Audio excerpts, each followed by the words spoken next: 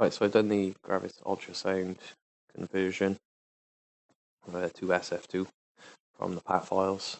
Somebody did do this in 1999, and they've gone on to success by the look of it. I obviously haven't, but the interesting thing here is none of the Gravis ultrasound FS2s that I found online, including that one from 1999, were actually accurate.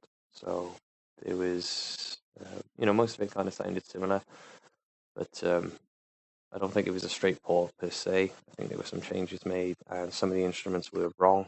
So after checking a few of them and finding out one or two wrong ones, I decided to do it myself.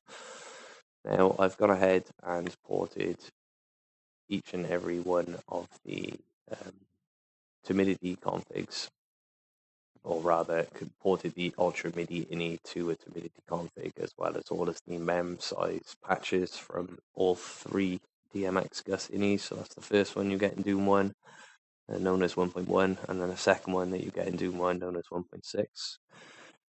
And then the third one is DMX Gus C that comes with Doom 2. So all of the options are available there. I'm sure people have done it before, but that's not what's important. What's important is making sure that there are no mistakes. And, since I didn't have anybody to do it with, just went ahead and did it all myself and checked it. Hopefully there are no errors. I myself can still make errors. Everybody can. That's the problem with this project. It's so tedious and so boring. On the flip side, you can try and use automated tools or write code or script to do it, but then if that goes wrong, that's an issue as well. And if you don't post the source code or explain the process, then that's kind of sucks.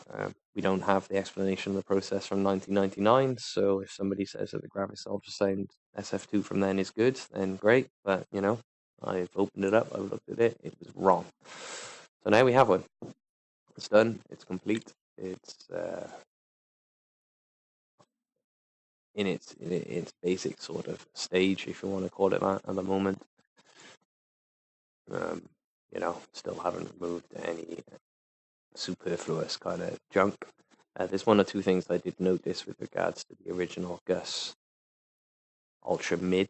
A couple of instruments here are actually duplicates. So these, like for example here, there isn't actually a variant of it, and I did double check 3 times. Now again, I could be wrong, could have done something wrong in the process, but nobody else has ever documented it, and none of the available sort of stuff out there that you Google that says, hey, this works and this is right, all of that is actually wrong.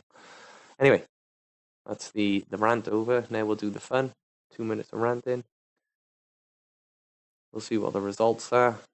And this is going to be the real Gravis ultrasound running through, not timidity, because I've already done a bunch on that.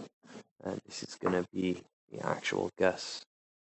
No, this is going to be the fluid synth emulator with my Gravis ultrasound SF2.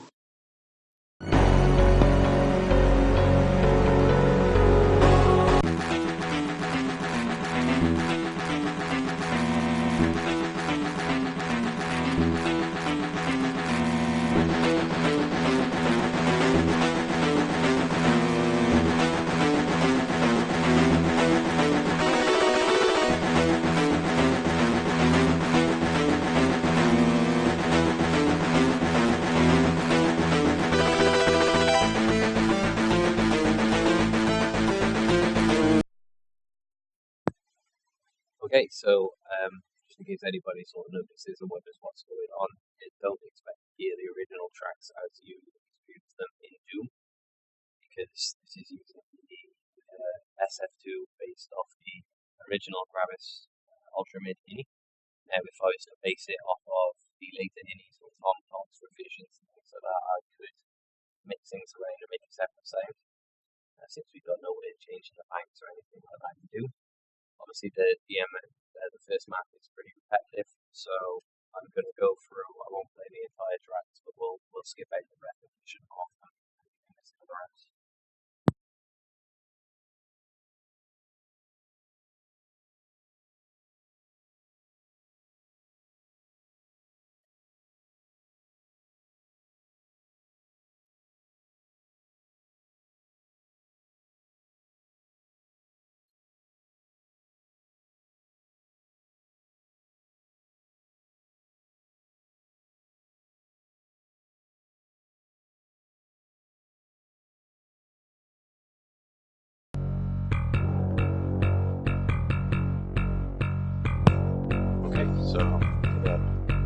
sort of embedded in tracks.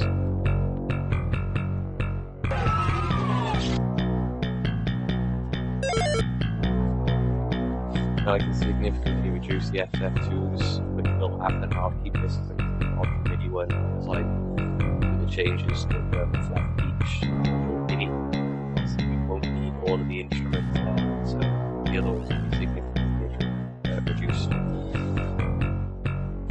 Specifically for doing.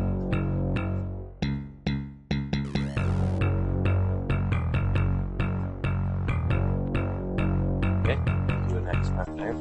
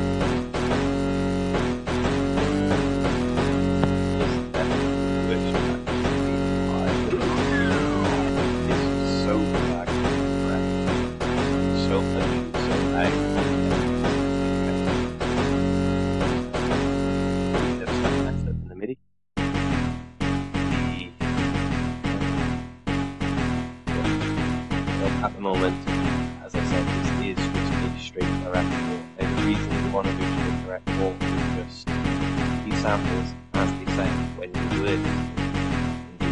Extremely important. Obviously, it's advice creating SoundFont. SoundFont is perfect. But in this case, it's good for original sounds. As a result, what we've got is limited key range. It's pretty accurate. These are everything else actually.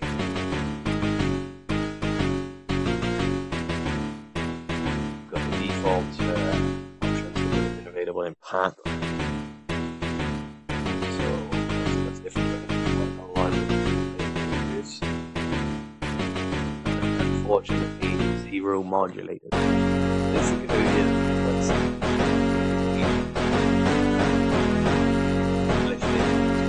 at the same. I think I'll do that's so many.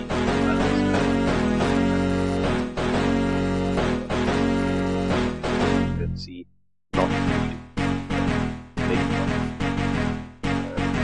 So we'll go ahead and go look at the LFOs and pitch of the model and everything.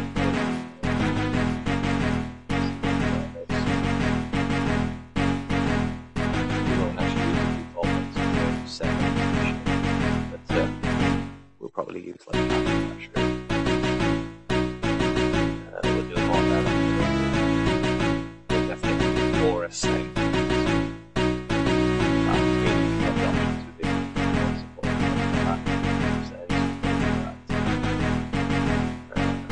Anyway, it's going to be fine.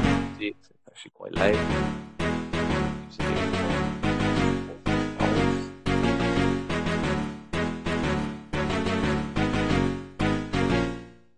Yeah,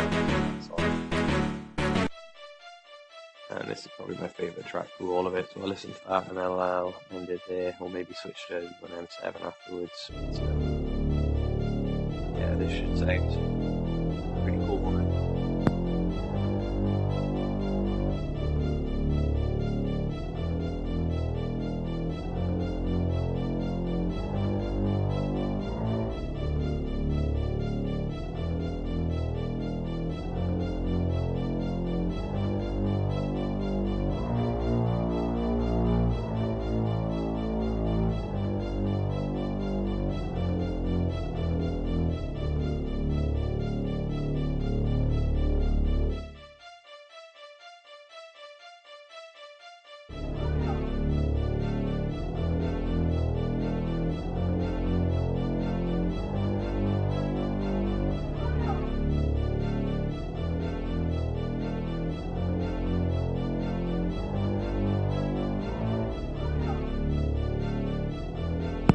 Yeah, I do really love this track, and it is sounding great now. It's sounding exactly how it should do. I'm going to switch to Gus now just to show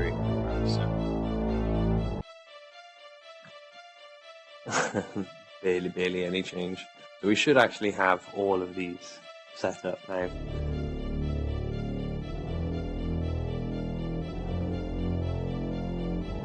So you can see the difference that not having the modulators makes, but the sound is the same.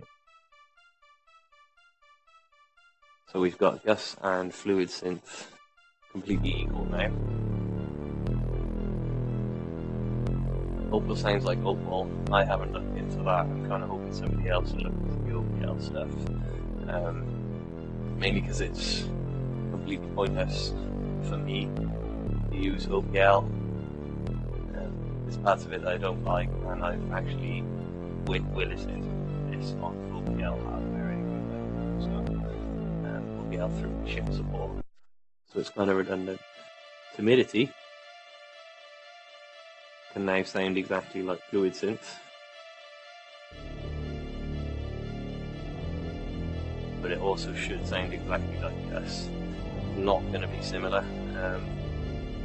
I guess the changes it's made to the timidity, because there's two timidity emulators running in Easy Doom at once. One to handle Gus, one to handle timidity, so there's going to be differences there, either intended or unintended. Wild MIDI always sounds shit. This is just completely ridiculous. Now the Microsoft GS wavetable should sound just as good as everything else. In fact, the way that I've set it all up now with the configs and the Gus WADs, I need to port the timidity configs back to individual INIs, and we should have every single variant of audio finally covered in Doom properly. The one thing I want to do at the end then will be add in, possibly to the source code, I would like to change the options that you have in the advanced settings for Gus, where you can switch through your unlimited memory sizes. It would be nice if all 5 sizes were actually unlimited. I'm not quite sure whether it is or not. I'm hoping all of them are actually unlimited, but they're just listed as 256, 512, 768, and 1024. It's that listing that's confusing. They should just be patch set 1, patch set 2, patch set 3, patch set 4, because then the user doesn't automatically assume that there's a memory limitation there, and then naturally doesn't use it because they assume that memory limitation is going to affect the sound quality, especially the instruments that's used. So it would be much better to have all config options under here. There's a lot of them, unfortunately. So you've got the 1024 patch set from DMX Gus C. That's the only one you need. All of the other mem sets are the same as the 1.6. So then you need 4 of the patch sets from 1.6. That's 5 in total. 4 from 1.1. So that's 9 in total, and then the Ultra MIDI would be 10. We're going to need 10 of these inside 10 watts to be able to hear every single variation, if anybody ever wanted to. That would be the official changes that were ever made from the beginning. The final thing would be to then obviously make the perfect config, INI, and SoundFont.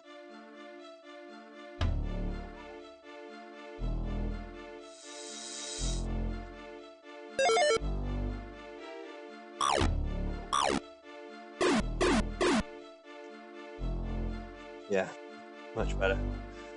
Don't like even M6 music, because that's shit as well. This is a good delete test. Sound is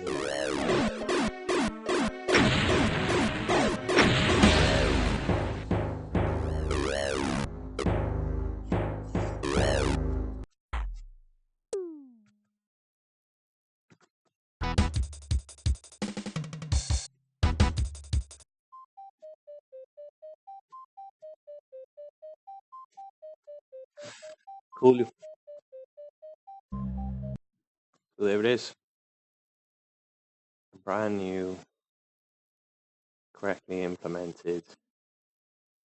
Oh, there's all a couple of WADs and stuff that I didn't realize I still had there. I thought I deleted them. So these are the various configs put inside the WADs. Done. Gus project. A little bit of work, but the majority of it is done. I did actually say it would take about 20 hours to do, but I managed to reduce that time insanely significantly. Um, you know, literally just took 25%. So what we've got at the moment is a nice little README that shows people all the steps that they could recreate, and then kind of hoping someone will actually do it or go, hey, well, it's already done before. But then if you compare it to the processes that it's done before, you might notice something's different, or somebody hasn't done something that is wrong. We got a memory size difference text. I need to finish that. But man, life is so hard on Windows 10. If I was like 13 years old to boot up Windows 95 and be able to build Excel tables and columns and everything, and it took me fucking 15 minutes to try and find an app that could build a fucking column that wasn't a load of bullshit. And in the end, I just used a text. So that's why that's not complete. But at least it kind of shows you, what's happened to the changes along the way from the first INI to the second INI to the third INI, which instruments were kept. It makes it a lot easier for people to be able to change certain instruments to the ones that they prefer, or if something doesn't sound right in DMX-C compared to the previous one, then it's a lot easier to pick up. And none of this, in 30 years of Doom has been online unless it's actually used, which is going to be a significant advantage to reducing the kind of work that's needed to create like additional sort of sound fonts just based on the ones that we need. Whole bunch of WADs, the one with the Ultra MIDI in there, that's definitely never been done before. There's been plenty of DMX Gus WADs, but nobody's ever bothered putting the original Ultra MIDI in there, which means nobody's actually ever bothered listening to how the MIDIs originally sounded by the original composer when they were originally created. And I found that absolutely bizarre. Got all of our timidity configs, 256 memory sizes all the way up. We've also got an upgraded 1024. This is basically where you'll notice that along the way, where changes have been made and due to memories and stuff like that, for some reason, which is just never explained, you'll have things that were previously in these versions, Choir, Fantasia, but then it's removed, possibly to save memory because of other changes they've made, but you've lost a significant amount of cool sounds, and then you've got all of these overlapping warm pads that cause decibel issues and stuff like that. It's pretty shit the state that it's in, to be honest. So the upgraded one is just, without taking subjective and personal changes, pretty much fills in those blank spaces with all of the ones that weren't blank in previous memory versions and release versions. Same for DMX-C. I've also got a junk one as well, but we won't get into that. That was just like a crazy random test just to see where the instruments were at. A little bit of explanation as to what's going on, a bunch of random notes, some general information, and some other useful stuff that might be good for people. Got all the WADs here, DMX-C+, which is DMX-C, but with aimed towards using the emulator. So the Gus emulator's got unlimited memory. Might as well use it. That just brings back some of the sounds that were previously blanked out. The Ultra MIDI one, we got 1.1 Gus improved, 1.1 Gus with the blank spaces filled using DMX-C. So it's like a backport, and the same for 1.6. That was quite cool. All of the Timidi configs, they were literally a complete bitch to make. I mean, it's like, I don't know, it's like 3, 4, 5 days of popping on and doing them, so that was a bitch. But I didn't want to use any conversion tools. I've done the same with the inis as well. Again, nobody's ever done the inis. They always focus on the community configs. Got all of those done. That's just basically the contents of the WADs. I think all the other documentation is pretty shit. We don't need that. That's all crap. That's all done. And then we got finally the SoundFont, which I'm going to have to keep a backup of now before I end the stream, because otherwise I will forget. And I'll probably end up deleting it or wondering where it's gone, or continuing work on an older version by mistake. So we're going to put those in there, and we're going to go like that. A couple of other SF2s that I've made along the way. GZ Doom's one's shit, So it's like, I mean, I don't know. They've included it because they think that it's like some, hey, we can legally distribute this and we want to do everything proper the legal way because we're super cool devs. But nobody can actually tell you where the hell the file came from. I did manage to track it back. I can't be bothered to say it because some people will just kick off of me. But not real. It is just GMDLS, and it's a fucked one at that, and it's a really shit SF2. So there's a purged clean one there. I've got the GMDLS in 16-bit and 24-bit, which is the 24-bit's the one that I'm currently working on. Now, a lot of the samples do actually go above 22050. So it's kind of a little bit weird that they exist, but it's obviously GMDLS includes as well, because it came out in Windows 98, so it includes the GS capabilities, even if the Doom MIDIs were previously made from that. The result of the difference was not much, to be honest. It's pretty much just the information. But the 24-bit one's pretty good as well. I've got my creative fluid synth and the Doomsound DLS, which I converted to SF2 as well. But I don't really think anybody needs all of those. So it's just going to be the Gus one, the Purged one, and the GM DLS, I suppose. Fluid synth comes with it. Doom Sound is there's no point because there's no useful content to it, and won't give away the creative one because that came, as part of my creative purchase or whatever. That's actually my preferred. Well, I've got a modified creative one, which would be my preferred option. So if anybody wants to look into that for SF2s,